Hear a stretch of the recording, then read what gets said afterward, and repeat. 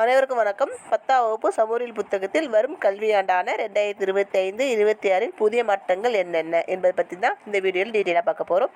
ஏற்கனவே 10ஆம் வகுப்பு தேர்வு எழுத மாணவர்களுக்கு குழப்பம் வேண்டாம்.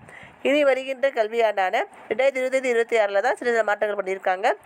ஏற்கனவே வருகின்ற கல்வியாண்டான 2025-26 புதிய தமிழ் பாட புத்தகத்தில் இயல்கள் 9 இலிருந்து 7 இயலாக குறைச்சிருக்காங்க. அதே போல் புதிய பாடமும் ஆட் பண்ணியிருக்காங்க.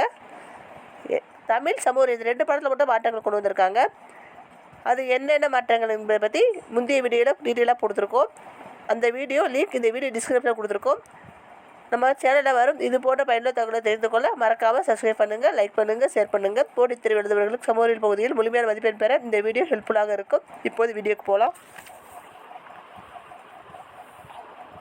இந்த 10th சமூகவியலில் வரலாறில் 10 பாடம், புவியியல் 7 பாடம், குடிமையில் 5 பாடங்கள், பொருளியல் 5 பாடங்கள் அப்படின்ட்டு பாடங்கள் கொடுத்துருக்காங்க. இதில் ஒரு 3 பாடங்கள் மட்டும்தான் சின்ன மாற்றங்களை கொண்டு வந்திருக்காங்க. என்னென்ன படம் பார்த்துருவோம்.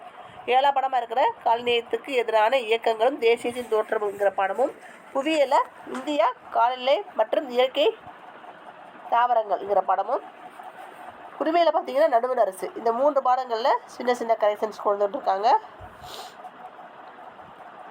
அது என்னங்கிறது இப்போ டீட்டெயிலாக பார்த்துடலாம்.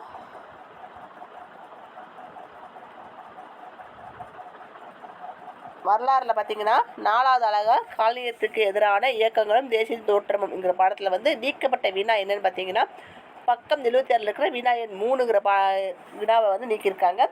புவியியல் அலகு 2, அதாவது அலகு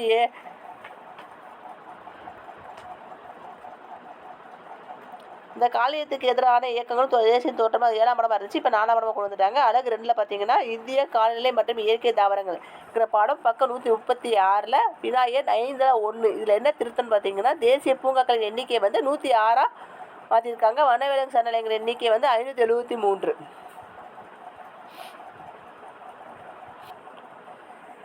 அடுத்து குடிமையில் பார்த்தீங்கன்னா நடுவண் அரசுங்கிற பாடத்தில் சரியான விடையை தேர்ந்தெடு. அதில் பக்கம் 215 வினா எண் 4. அதில் என்ன திருத்தம் பார்த்தீங்கன்னா, சரியான விடை ஆ ஆப்ஷன் 5-4-3. இதான் சரியான ஆன்சராக கொடுத்துருக்காங்க. போட்டித் தேர்வு எழுதும் மாணவர்களுக்கு யூஸ்ஃபுல்லாக இருக்கும். சில கரெக்ஷன்ஸாக கொண்டு வந்திருக்காங்க, பார்த்துக்கோங்க. பழைய கரெக்ஷன்ஸை திருத்திக்கோங்க. இது போல் பயனுள்ள தகவலை தெரிந்து கொள்ள நம்ம சேனலை லைக் பண்ணுங்கள், ஷேர் பண்ணுங்கள், சப்ஸ்கிரைப் பண்ணுங்கள். Thank you friends.